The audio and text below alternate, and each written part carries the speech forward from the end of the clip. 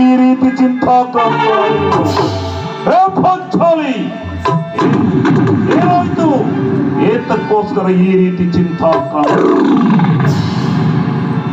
ಕೇಳು ಪಾಂಚಾಲಿ, ಕೇಳು.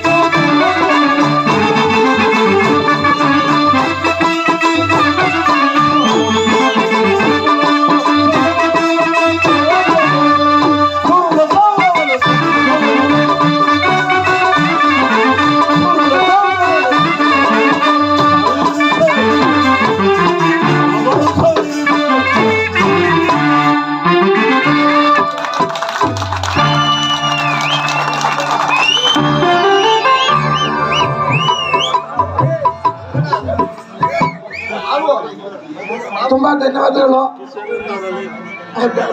ತುಂಬಾ ಧನ್ಯವಾದಗಳು.